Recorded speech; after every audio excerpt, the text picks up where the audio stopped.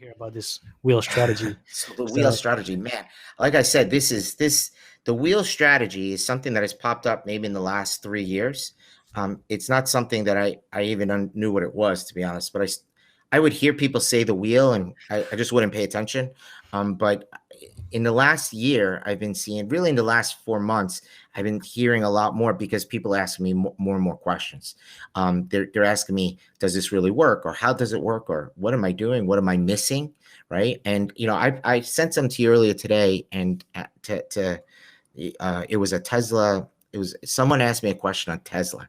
And mhm. this is where it really first started catching my eye a couple months ago. Can you show that here? Okay, so can you push it up a little bit? Is it way to make it a little bit bigger on the screen? I'm blind, man. I'm going blind, getting old. There you go. Okay, so go all the way up. So it says, all right, hi, this is what I'm doing, completely new, selling some property. Great, getting into the option market. Okay. Then he tells me I'm allowed to and the profits will allow, okay, I'm selling private, profits will allow me to sell 3 put contracts in Tesla. Okay, Tesla was 811 at the time. 811. So Tesla at 811 at this present time, if I sell 3 contracts at the strike price of 775, which will pay me a premium of 36.60 with an expiration of 8 days, I theoretically can do this 3 or 4 times a month. And if I eventually get assigned, I can sell covered calls and go back and forth selling puts and covered calls. What am I missing? So this is the wheel, essentially. So you basically start out by selling puts, okay? And if you get exercise, so you take the money, if you get exercise, you stay long the stock, and then you sell calls. Mhm. Okay. And then if I guess there's different parts. People have different strategies of how far away from Tesla. Some people target dollar amounts. Some people target 5-10%. But either way, you get exercised. You're now long the stock. What do? You say, I'm long. I could sell calls now. Sold puts. Now I can sell calls. This works when the stock doesn't move that much, and it's kind of just going like this. But when you're looking at Tesla, and you can see my response, let me show you what my response is. I won't tell anybody to not do anything. I just, that's not my role. My role is not to say, don't do this strategy, do that. But I would say, I asked him to do an exercise. I said, what if the stock goes to 750 by next Friday, which means he would be exercised? Which 2-week option would you sell? I then asked him at that expiration, let's assume that Tesla goes down to 675. How much? I asked him to figure out how much he would be down. I then say, once you figure out how much you'll be down, you're going to wind up having to sell some call option, a new one. And so you should try to think about which one you would sell and how much you think you'd take from it. And then back and forth. It's likely in that scenario, if the stock went down like that, it's likely you lost a lot of money, and then you are stuck rolling and rolling and rolling for months trying to make it back, and all the while still susceptible to the same choppy moves above, or worse, a sharp move lower. Call overriding can be a very frustrating process. So what's important to understand here is that this guy is going to sell 3 lots, okay, at 300. That's 300 shares at $670. So basically, his whole stack is in short puts, okay, and he's now the stock actually traded to 535. Okay, that's where the stock traded. Mhm. Now, maybe he didn't get caught, but I can tell you that he did get caught. If he did this, he would have gotten caught here. He would have gotten caught on the next 2 weeks, and he wouldn't got caught on the last 2 weeks. And the stock went from 810, where 811, to 535. Okay, now once it gets to 535, this person is down 200 and almost 230, probably on the first strike, that on the first puts, he's down from, keep that up. I think it was, what is he down? 6. Let's just do so it goes to 750 by next Friday. So at 750, okay, now I can take it off. At 750, he gets long, or 775, because that's what he does. At 775, he gets long. So from 775 to 535 is 240 points. Okay, so he's down 240 points on 300 shares. Now, on the way down, the idea is that he could sell calls, 2-week calls, and collect free money, $1,000, $2,000, $3,000, whatever you want. The problem is your main position, long stock, is down $65,000, $70,000. Okay, now what happens then? The upside calls that you're trying to sell, okay, you're still trying to sell 5% above, or trying to target a certain amount. When you sell a certain amount, 3 lots at 5% above, you now have a position where you're long stock and short calls, and you're down 60, 70 grand. Maybe you took in 10 grand on selling the puts and now selling 2 calls. Maybe this is the third, so it's 12. So now you're down 58 grand. And then the stock goes and does what? Tesla did what? It ripped to 780 yesterday. Okay. So now you have the situation where you make a little bit back, maybe 10, 15,000 in a stock, maybe it depends on which strike you sold. You take in that premium, net, the stock is now 775, where you started, where this person started 6 weeks ago, yet you're down $45,000. Wow. It's not this, the strategy is pitched as a income generating strategy. All you got to do is sell puts, and then you sell calls when it's down. And you say, and yes, it works if you sell puts and it goes up, and then you sell puts, it goes up. You sell puts, it goes up. And then, like any stock that's trading 60 to 100 vol, at some point it's going to have a sharp move down. Has this sharp move down, all those puts that you've collected, okay, you now are long stock. And if you get a situation where, like Tesla went really down, then you take a beating all the way down. Now you're all the way down. And on the flip side, as you're turning, you're going up. This is incredible. This is incredible that it's being pitched without people understanding. Time and again, I'm getting emails of people doing this strategy and getting killed, especially now when you go up this mountain, and down the mountain, you're destroyed. Your account is destroyed. And you know what happens? Because the idea is, oh, well, then you could just keep selling calls until you make your money back.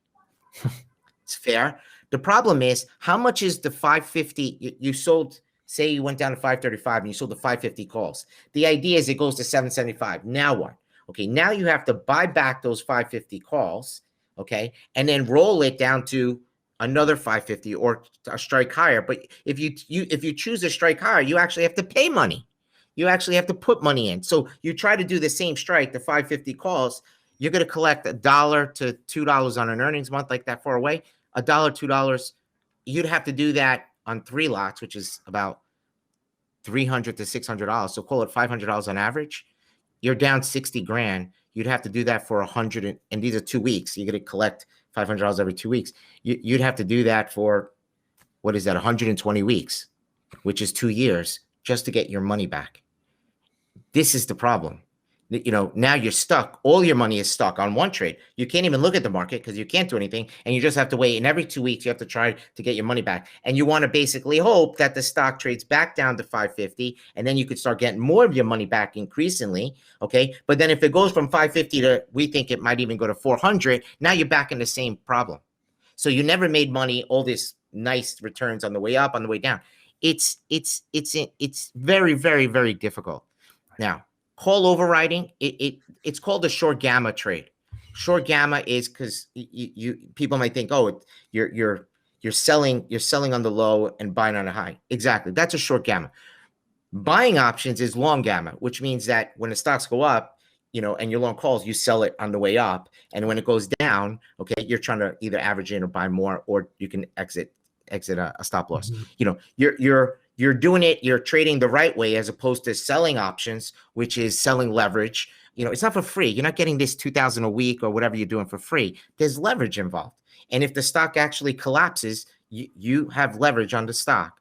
And it's important that people understand this. I'm telling you, selling options like that is a very difficult game, especially it gets even increasingly difficult on a 100 vol name. The premiums are so juicy. It's an illusion. They're so juicy that you want to sell them. You say, hey, if NEO doesn't hit, 30 by next month, I collect $1,000.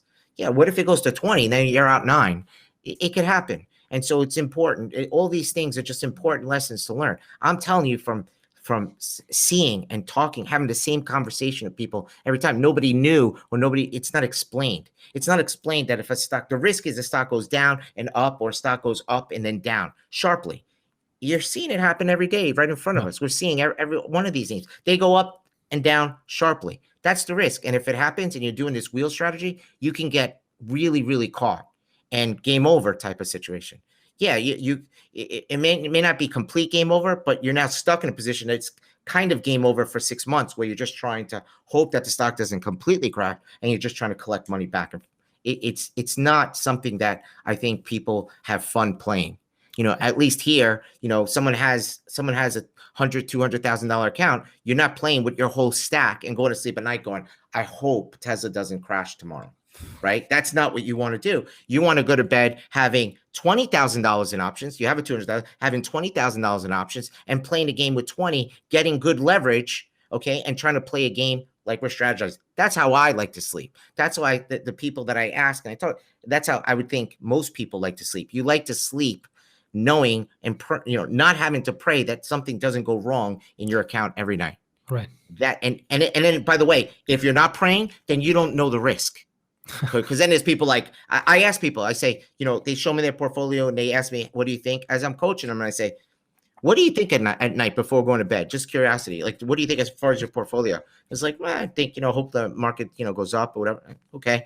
I go, it never crosses your mind that, let's call it Tesla. Tesla could open up at 400. Like, it never crosses your mind that could happen. And you say, well, if it does, that wouldn't be good. It's like, if it does, it could happen, and if you're not praying at night to whatever God you pray to, or the universe, or whoever that being is, somebody needs to help you, because you're not understanding the risk that you are jumping in this game. It's important. It's important. People don't understand that they're making 50, 60, 70, 80%, and they're actually so levered. They're so levered. And then you ask them how they make it. It's like, I make like 10 grand a month. Say, okay, what are you doing for that 10 grand? And they show me a portfolio and go, oh my gosh, these stocks, momentum, they go down 40%. You know how much money you're going to lose? Now get out before the famous last words. I'll get out before the market crashes 30, 40%. It's hard.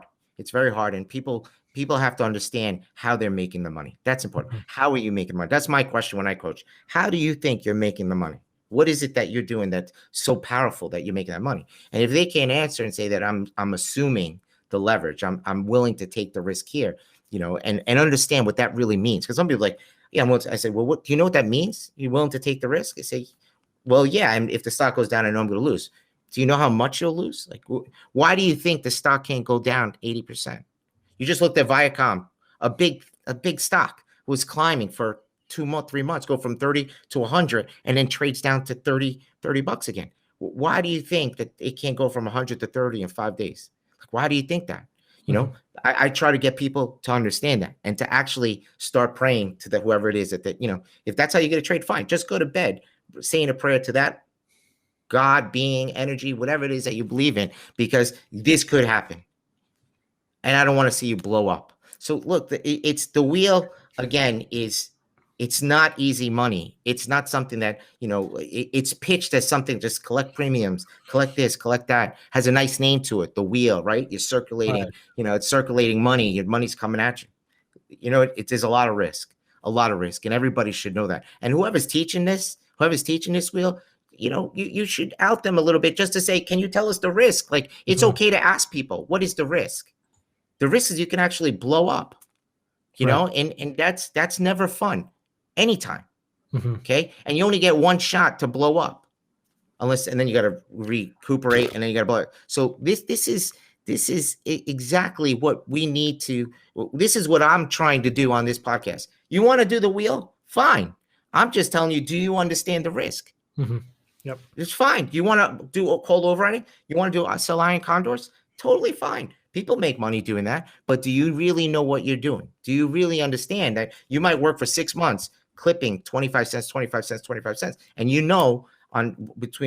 at some point you're going to get sharp moves and you're going to lose 10 to 1 on one of these trades and you're not going to have time to get out. This is what people need to understand. Yeah. Okay. This is what we do. This is what we practice. This is why when I put out a put option, and I'm looking at the puts, it's because I think there's risk to the downside, but we also have calls. We're carrying calls. We're trying to play a strategy game where we're protected and we don't know where we're going, but we're looking for individual big moves. And while we're attempting to do that, we're trying to make sure that we're risk managing and saying a loser's a loser, get out of the house. We want to make sure we're going to keep it tight.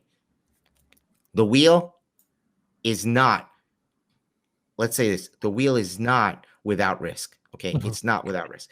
And there's a lot of risk. And let me tell you, there's a lot of risk. And if there's one strategy that I have seen over and over again, that people have lost a significant amount of money and has messed them up here, because by the time I'm talking to them, they're down so much, you can't even talk to them because it literally takes hours of trying to get them to understand how this got screwed up. That's the problem. Okay. That's the problem where you're just looking at it and going, I paid up here. Neo was 60, then it was 50. I bought it at 47. Now it's 37. And I'm basically still trying to play it for the upside.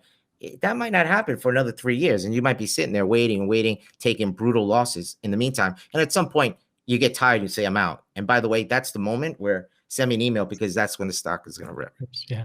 Okay. Exactly. Anyway, that's my 2 cents. It's if you're using it and you're making money, God bless you. You know that that's your strategy. That's how you do it. But that's not what we're doing here. That's not what we're here trying to get the leverage, take the leverage. You're selling it, take the leverage, and try to manage that leverage. And that's called risk management. It's called risk reward analysis, and that's what we're doing. Okay. Yep. That's what 3 steps teaches you, and that.